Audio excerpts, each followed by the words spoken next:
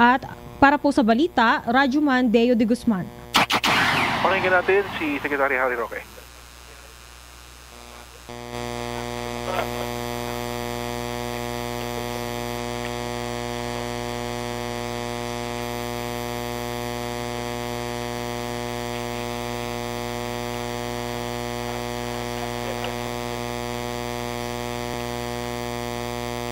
Mr. Marcial QC Amaro, Administrator of Marina.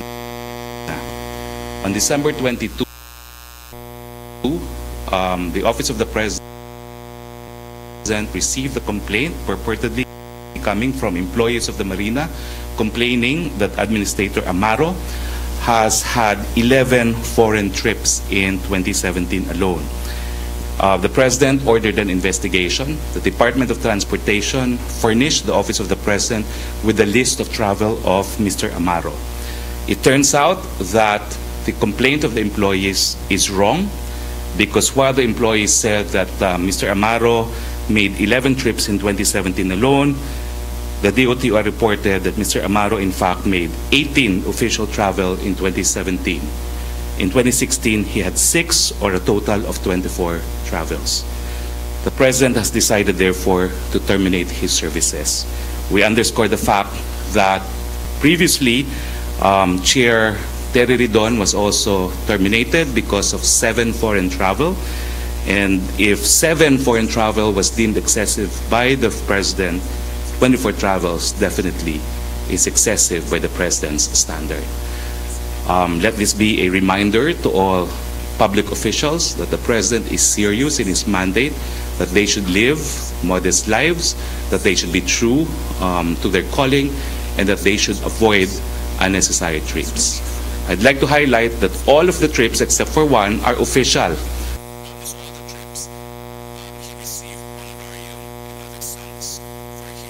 Abroad. Questions? Okay. Regalado, Philippine Star. Rob, Mike, please. Good afternoon, sir. I just would like to know all those trips. You said 3 were financed by the organizers who invited him. Now the others were paid by government and he collected honorarium. The plane fares were paid for by Philippine governments and he collected honorariums. Sir, I would just like to know, is it only the trips that made the President decide for, or were there other complaints inside his office that the office has been used for something else, for business purposes or whatever?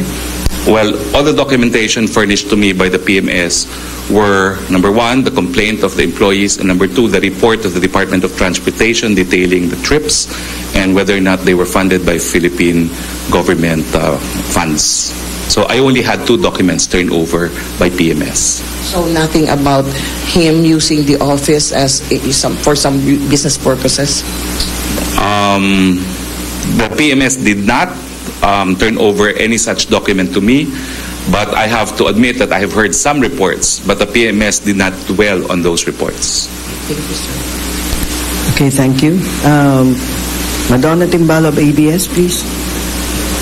Okay, sir, dahil sinibak na nga, sir, sino may ipapalit na po ba sa pwesto? Wala pa pong ina-announce ang ating presidente. Pero possibly, sir, sino po ba ang mga nakalinya, sir, no, na posibleng papalit sa kanya? Meron bang mga potential na mga personalities, sir, na posibleng papalit sa kanya sa pwesto? Wala pa pong nabanggit sa akin, bagamat with 100 million Filipinos, we're confident that there will be a Filipino who can do the job in the Marina. Ano po mga qualifications pa po na kailangan, sir, sa papalit na officials sa pwesto po? Ay, alam naman ng presidente natin, simple lang ang kanyang marching order sa lahat ng taong gobyerno, no?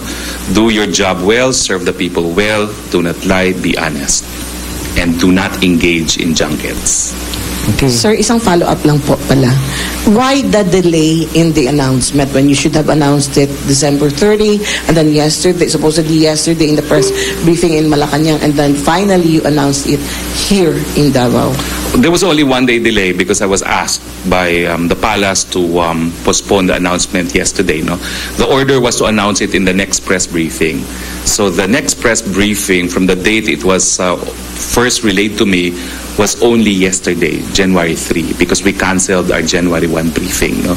So that was the occasion. Yesterday should have been the occasion, but I was asked to hold it at abeyance for a day. Thank you, sir. Okay, Bam Alegre of GMA Manila. Sir, so far. Good afternoon, sir. So far, Marina lang po. Ito lang po ang announcement natin today, sir. Yes, Marina. Okay. Sir, request lang po ng reaction, sir. Si Mayor Sara Duterte na nakapasok to sa Magic 12 nung... Well, I read a news from a news magazine online, but I have not seen the survey myself. So, no comment mo na? No comment po. And I think Mayor Duterte has her own spokesperson in City Hall. Thank you, Bam. Ruth Dumandan of Radyo Pilipinas. Then after Ruth from PNA. Sir, aside from Ridon and Amaro, are there any other officials na iniimbestigahan pa rin due to yung foreign trips nila, sir? I don't know about foreign trips, but I think yesterday I also declared that quite a number of police officials, including colonels, will soon be terminated. But the names have not been provided to me yet. Can you give us the numbers, sir? How many? I know there's a number of them, but the exact list will be given to me. I was just told that the investigation is almost over. Okay. Sir, on Paolo Duterte's resignation, have you talked to the President about it? Well, I'm here because I wish to talk to the President and we have not met. I only arrived this morning. Okay, so far wala pang decisions, President. Okay, thank you, sir. Okay, Ayan Milihor, PNA. Good afternoon, sir. Ayan Milihor from Philippine News Agency. Just a follow-up on foreign travels. Yesterday, the President issued the guidelines for foreign trips. Do you have any records, sir, how much is the government spending for foreign trips of government officials? I don't have the figure with me, but that's one of the figures I wanted to get from the 2018 national budget. And I'm going to look into that. But right now, the guidelines have been issued. Foreign trips must be related to the functions of the government. It must not be too pricey, must not be too costly, and the benefits of to the country of the trip must be substantial. So those are the three guidelines in order that foreign trips will be approved. All government employees need to get approval for any foreign travel, be it official or personal.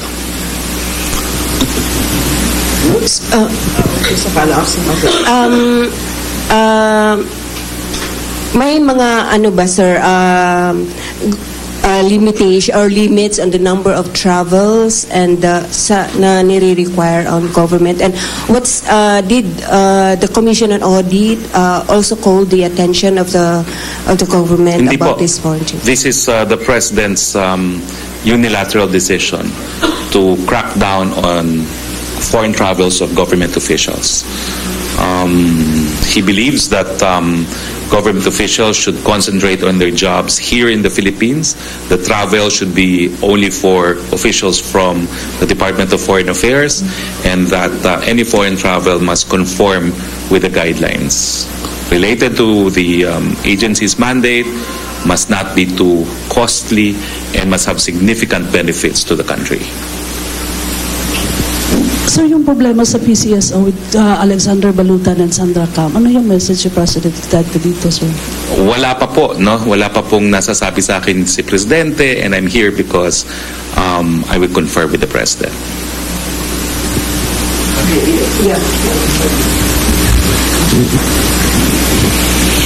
Sir, question lang po.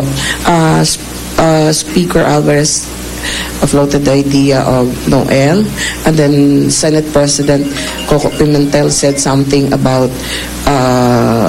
term extension. So where does the President stand on this? The President has spoken on these issues.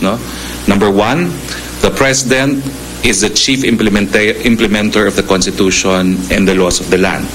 unless and until the Constitution is amended and ratified by the people, elections will push through in 2019. And what the President promises is that if elections push through, we will have a credible and honest elections. On the possible term extension, he has said it before. If we can amend the Constitution and provide for provisions that will minimize graft and corruption, he will even resign prior to the end of his term of office in 2022. So the President is considering shortening his term, but has definitely rejected even the idea of prolonging his term. Sir, follow up po. This, what the Speaker said and what the Senate President said, do these things have something to do with, or does the push for a shift to the federal form of government have something to do with such ideas? Well, as I said, no, the President has no wish to extend his term. If the Constitution can be amended to provide for federalism and to provide for provisions that would strengthen public accountability, he has said he is willing to cut short his term. So the idea of prolonging his term is out of the question. Inuulit ko po, walang pagnanais si Presidente na pahabain pa ang kanyang termino, gusto nga niya pong paikliin pa kung po pwede. Thank you, Edith. Dzxl of GMA Davao. Sir, any reaction po on the expose that the PCSO hosted a costly na Christmas party? Is there a possibility na gaya nung sa Marina official may matatanggal din sa pwesto if positive na ganun yung nangyari? Wala pa po akong alam dyan. But I think both officials of the PCSO have spoken. And what I do know is the President is fully cognizant of what transpired. And I'm sure if he has any decision, he will make it known soon. Okay. Next, Joey Dalumpines of PIA. Sir, what's the veracity of the information that the church leaders pleaded to the President not to call the communist rebels as terror organization? No idea. Because the Department of Justice is about to file the pleading before the Regional Trial Court of Manila to declare the CPP-NPA as a terrorist organization pursuant to the Human Security Act. Thank you, sir. Okay. Back to Ian Melihor of PNA.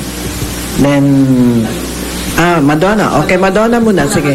Go, Madonna. Okay, sir, with regards sa excise tax, ano po kaya mga epekto nito sa mga poorest of the poor, sir? Well, ang alam ko po magkakaroon nga tayo ng mitigating cash transfer which will be implemented in the first half of this year. No? If I'm not mistaken, it is kano ba yun? 200 or 300 pesos ata, no? Na ibibigay by way of conditional cash transfer to the poorest of the poor. And of course, I'd like to highlight that the proceeds of TRAIN will be spent for Build, Build, Build. The Build, Build, Build program will not only provide us with better infrastructure, it will also stimulate the economy, create more jobs, and therefore create more income for everyone.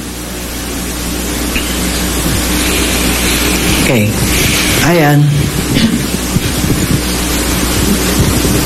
Sir, on the barangay and SK elections, there are questions whether the President would postpone the elections in Mindanao. Since last year, it was also moved, citing the declaration of martial law. Well, the decision to postpone elections is one made by Congress, not by the President. So it's an issue of policy. So Congress will have to legislate on this regard. So, any more question? No more? Sir, okay. Okay, ma'am. Otherwise, there are questions from Manila here, ha? Okay. Okay. Ayan, pakibigay na phone. Ay, microphone. Thank you. Okay, ma'am. Sec, yung anti-arson task force po, meron na silang findings. Yung anti-arson task force dito sa NCC Mall, interagency task force. Meron na silang findings na sa short circuit po. May comment po yung Malacanang dito sa progress po ng investigation dun sa nangyari sunog. Well, not per se on this finding, no, but I understand yesterday that the President met with the Bureau of Fire people and the PNP here in Davao, and the agenda was how to strengthen 911. No? What the President wants is to make Davao the showcase for 911, and he wants all reforms on 911 implemented in Davao to be implemented nationwide. No? Now, there was a information given to the media that the President somehow lectured the police. He did not lecture them on anything outside of issues affecting the police force, such as how to serve warrants, instances of warrantless arrest. So it's basically constitutional law 1 for police officers. No? And of course, the President, having been a former fiscal, knows the relevant rules, provisions of the rules on criminal procedure and on the Constitution that governs the topic of arrests and seizures. So that's what he lectured them on. Okay, thank you, Bam. Another from Z. Capistrano, Manila Bulletin. Before we take the question, the President also met with the Indonesian Foreign Minister yesterday here in Panacan. There were some agreements with Indonesia relating to security that was agreed upon by the Philippine President and President Widodo, although details cannot be divulged. Sir, hi sir. Ano lang po, regarding dun sa meeting with Foreign Minister Marus, di ba meron kayong iba pong ma-share, mababanggit? Yun lang po. Ang binanggit lang po ay it was actually a courtesy call. It was a tete-a-tete. Tama ba yung pronunciation ko doon? The President indicated that there were security agreements and arrangements agreed upon between the two countries, but obviously, because these are security matters, it cannot be divulged. Okay. So there's a question here from Dexter of ABS Manila. Medyo balik na naman tayo doon. The Marina admin and deputy admin shall be appointed by the President for a term of 6 years. That the President may remove the admin, deputy admin from office for a cause upon recommendation of the board. So parang sinasabi niya, Marina Charter daw po is sa Presidential Decree number 474, particularly sa Section 9. Pwede sibakin ng Pangulo ang administrator or deputy administrator sa recommendation ng board. Kailangan ba ito masunod? Well, the President has decided to terminate the administrator. Whatever is required to terminate it has to be complied with by the board, if there is any such requirement. There are some GOCCs where appointments are made by the board, and what the President does is to issue, I wish to elect person XYZ as a member of the board or as chairman of the board. So the board members would have to comply. So what I'm saying is if there's such a requirement, then the board has to act. Okay, thank you. Bam, follow up? Follow up. Okay, Rob, please. Para malinaw lang po, sir, may legal basis daw po ba yung termination daw po kay Amaro? That's for cause. 24 foreign trips in a span of 13 months. That's an average of 2. Yeah. If he stays 3 days per trip, that's basically half the time he was abroad. Wow. Okay, so sir, there are questions from Manila, sir. You have yes. Let me see. I think I have only that question also from Manila. Wait, let me see if there are other questions. Sir, what? No, I just announced it. Mr. Uri, and then Joseph Sumorong. It's not a question; it's a comment. Well, no further questions from Malacanang Press Corps. Malacanang Press Corps, if you have further questions, please text them now or forever hold your peace until next Monday. So far, no more questions? Okay. Okay, Mike, please. Wait, Ruth. The President promised to give assistance sa mall fire victims. I just want to clarify if this is yung financial assistance ibibigay ng DOLE, kung ito na yon. That was approved yesterday by Secretary Bello, sir. I do not know if that's exclusively the sum, but I do not know if there will be other assistance. No? But what I do know is that the President is able to give from his own funds, no, outside of funds coming from other departments.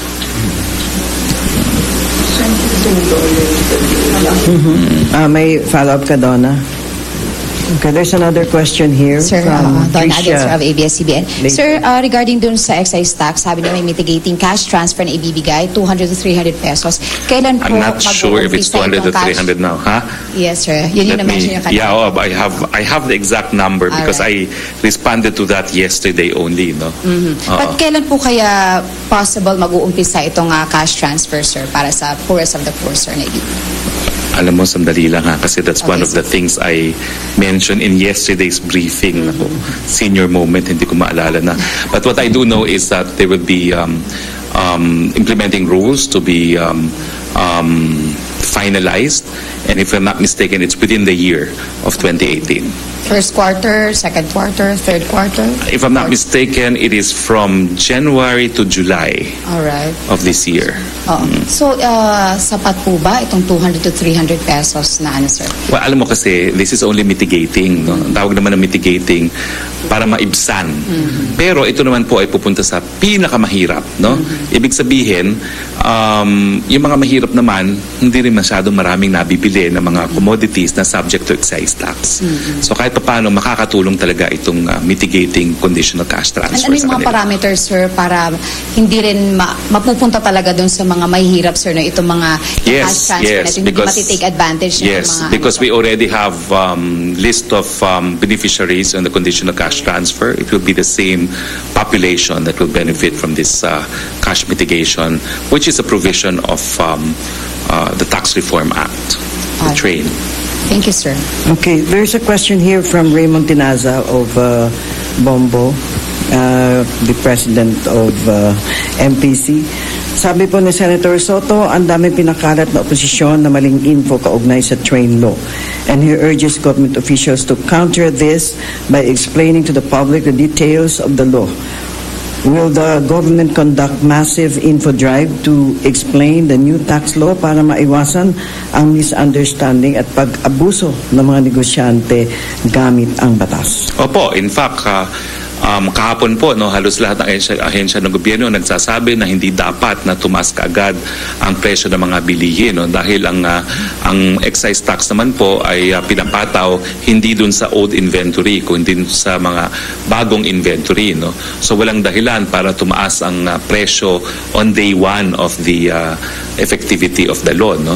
So kung hindi po ako nagpunta sa Davao, nagkakaroon sana ako ng guest from the Department of Finance, si Yusek Carl, pero since we decided to have this press briefing in Davao, hindi po natuloy, no? But on Monday, I will invite again the Department of Finance. I also know that PCOO is working double time to embark on a dissemination campaign on the salient features of the train, and likewise the DTI will not hesitate to prosecute individuals who will take advantage of price hikes invoking train as a legal basis.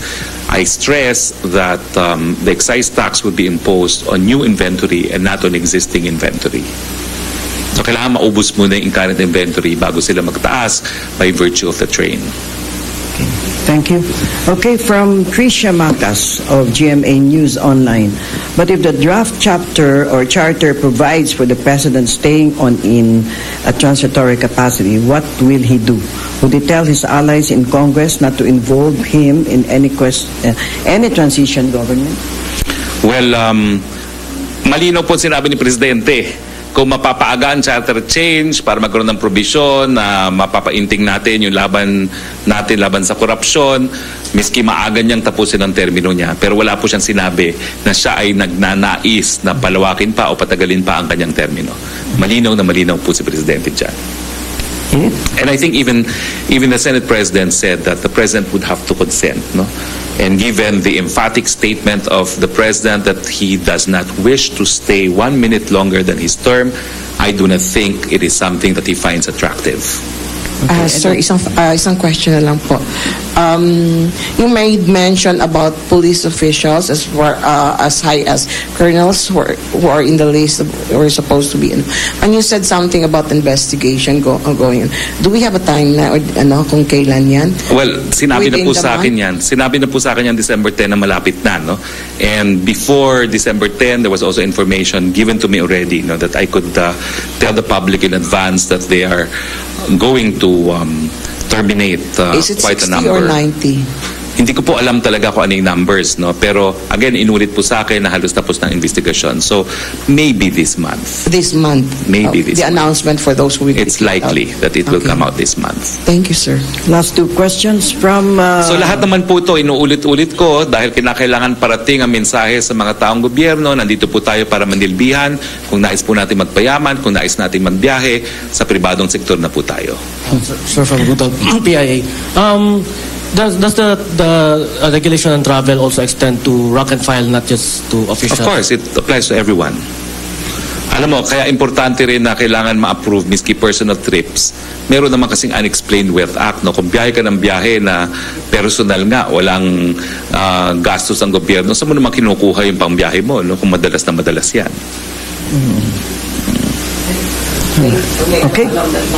Okay, last question. Sir, last question tayo along that line about biyahe-biyahe. Could you confirm or does the president check on the passports of government officials? I don't think he physically does. But there is now a provision in the memorandum issued yesterday that heads of office must furnish the Office of the Executive Secretary with a list of officials who have traveled on a regular basis. So no need to check on the passports or anything. So the head of office should furnish.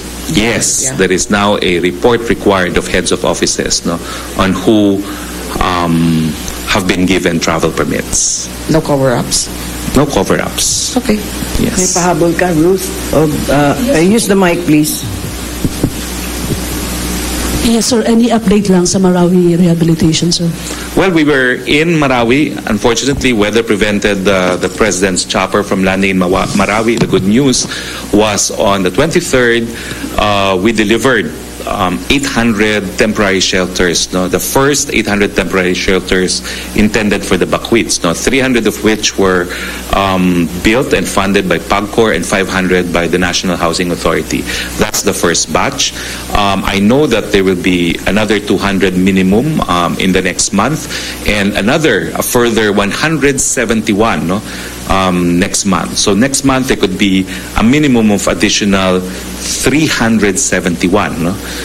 Of course, the total target is to build 6,700 housing units for Bakwits. So I'm happy to note that barely 2 months after Marawi was liberated, we had turned over 800 housing units, which roughly amounts to 12-13% of our target. Anong timeline sa completion, sir? Well, napakabilis po eh.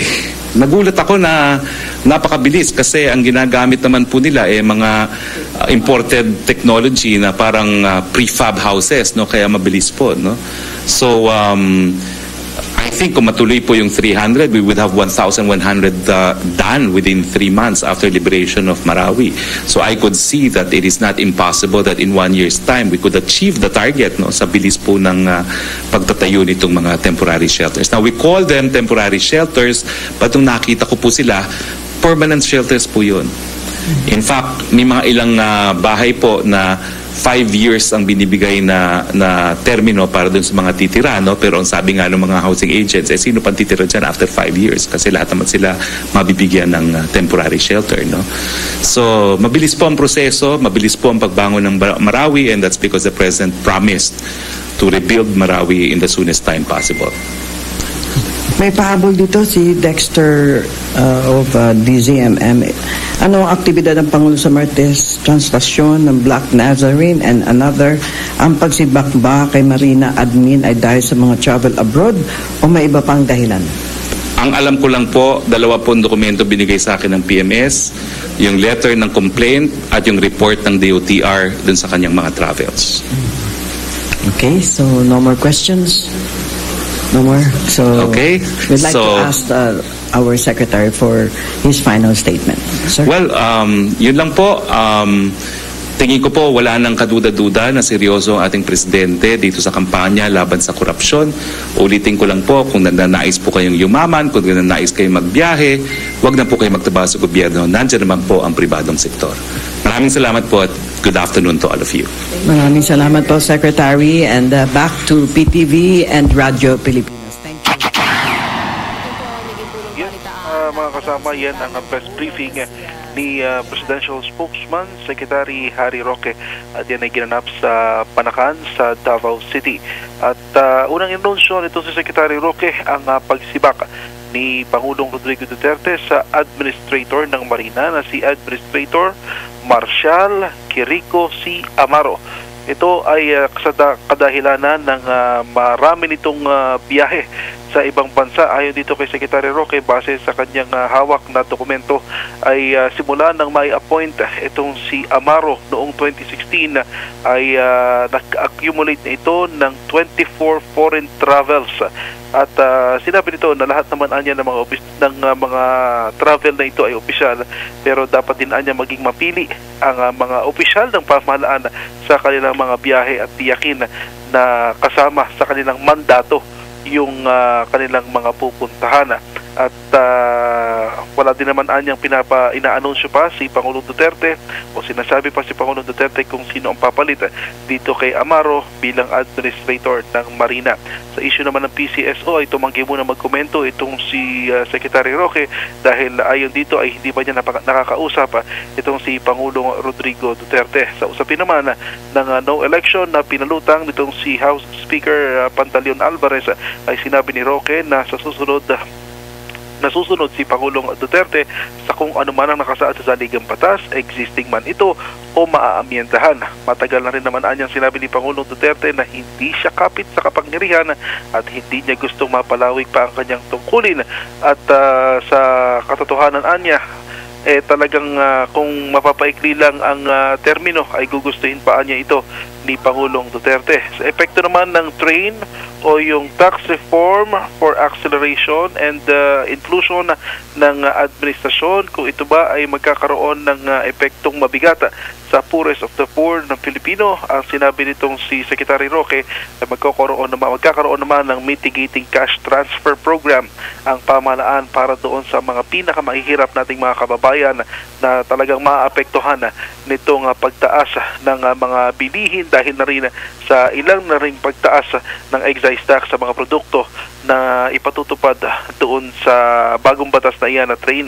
At nagsasagawa din anya ang pamahalaan ng massive information drive para malaman ng publiko ang mga detalye ng naturang batas o yung train, at patunay dito ang impormasyon na ipinapakalat ng Department of Trade and Industry na hindi pa dapat magkaroon ng agarang pagtaas ng presyo sa mga bilihin tulad na lamang sa mga mayroong mga sugary products.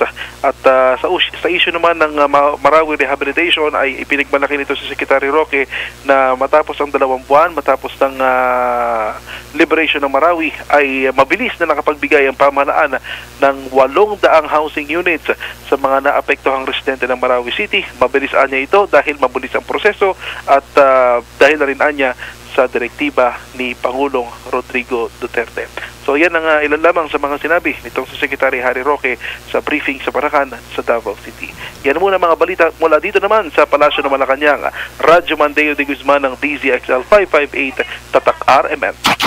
Maraming salamat, Radyo Mandeo de Guzman. Samantala sa iba pang mga balita, Feebox muling nakamonitor sa paggalaw ng Mount Canlaon. Kasama natin sa balita, Radyoman Mike Guyagoy. DZXL Report!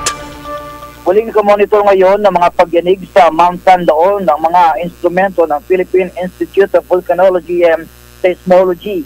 Batay sa latest bulletin ng Philbox, umaabot sa 197 micro-earthquakes ang natala, kung saan ay 195 sa mga ito ay may hina lamang, habang ang 14 na pagyanig ay tumagal ng 2 hanggang 30 minuto sa nakalipas na 24 oras. Baliban dito ay may lumalabas pa rin usok sa crater ng naturang bulkan. Patuloy pa rin ang obserbasyon na ginagawa ng mga eksperto ng Philbox sa bagyang ground deformation na unang naobserbahan noong pantaon 2015. Kung dito nananatili ang alert level number 2 sa Mount Canlaon lalo dati nito nagbuga ng abo noong nakalipas na taon. Kasama mo sa Quezon City ang inyong radyoman, Mike Guyawin ng Dzxl 558 Attack RMN. At dalawang negosyanteng dawit sa 6.4 billion shabu shipment case sinampahan ng BIR ng kasong tax evasion. Kasama natin sa balita, Radyoman Joyce Adra.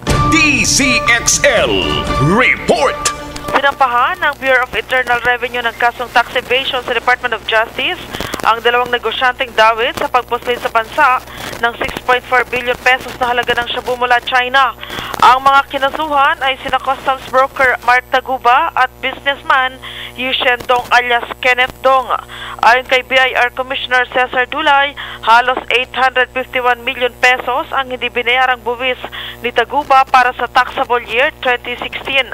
Walaan niyang record sa BIR na nagsumite si Taguba ng kanyang income tax return mula taong 2009 hanggang 2016. Umaabot naman sa 11.4 million pesos ang hinahabol na buwis ng BIR sa negosyanteng si Ye Shandong alias Kenneth Dong para sa taong 2013 at 2016. Kasama mo sa Department of Justice sa Radyoman Joyce Collantes Adra, DZXL 558, Tatak RMN. At yan ang mga balita sa oras na ito. Ako inyong Radyoman Jane Martin ng DZXL 558, Tatak RMN.